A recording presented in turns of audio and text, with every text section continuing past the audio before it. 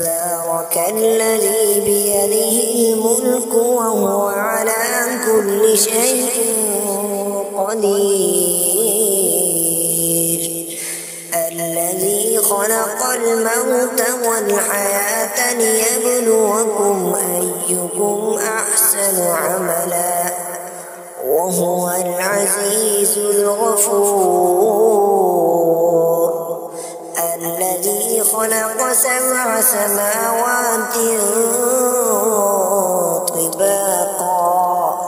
ما ترى في خلق الرحمن من تفاوت فارجع البصر هل ترى من فطور ثم ارجع البصر كرتين ينقلب إليك البصر خاسئا وهو حسير ولقد زينا السماء الدنيا بمصابيح وجعلناها رجوما للشياطين وأعتدنا لهم عذاب السعير وللذين كفروا بربهم عذاب جهنم وبئس المصير إذا ألقوا فيها سمعوا لها شهيقا وهي تفور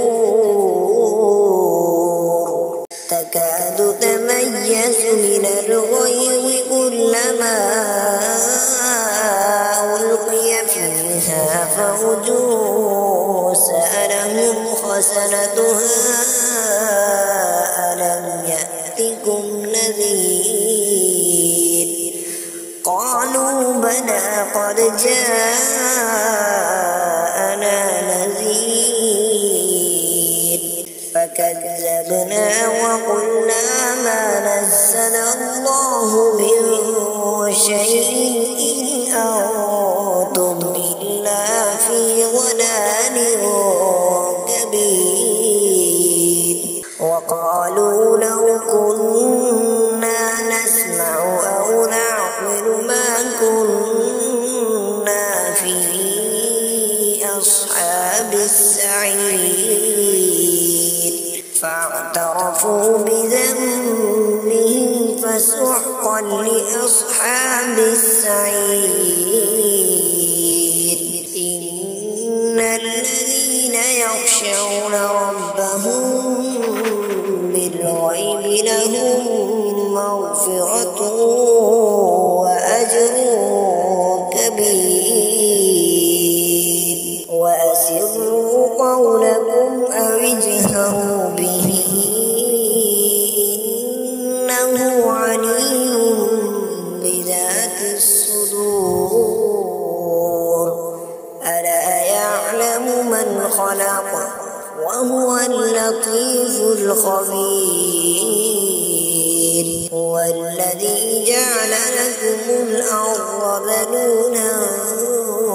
فامشوا في مناكبها وكلوا من رزقه وإليه النشور أأمنتم من في السماء أن يخسف بكم الأرض فإذا هي تمور أم أمنتم من في السماء أن يرسل عليكم حاصبا فستعلمون كيف نذير ولقد كذب الذين من قبلهم فكيف كان نكير أولم يروا إلى الطير فوقهم صافات ويقبض ما يمسكهن إلا الرحمن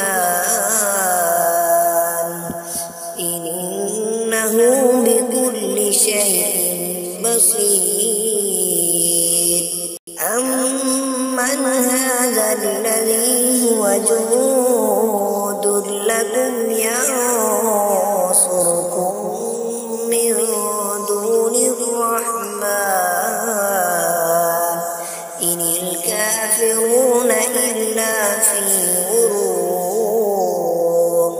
أمن هذا الذي يرزقكم إن أمسك رزقه بل لجوا في عتب ونفور أفمن يمشي مكبا على وجهه أهدى أمن يمشي سويا على صراط مستقيم قل هو الذي أنشأكم وجعل لكم السمع والأبصار والأفئدة قليلا ما تشكرون قل هو الذي ذرأكم في الأرض وإليه تحشرون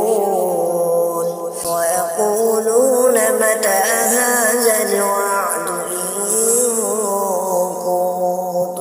صادقين قل إنما العلم عند الله وإنما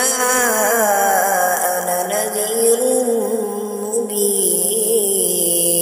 فلما رأوه زلفة سيئت وجوه الذين كفروا وقيل هذا الذي كنتم به تدعون قل أرأيتم إن أهلكني الله ومن معي أو رحمنا فمن يجيب الكافرين من عذاب أليم قل هو الرحمن آمنا به وعليه توكلنا فستعلمون من هو في ضلال مبين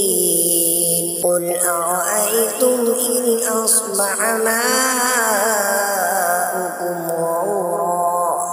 فمن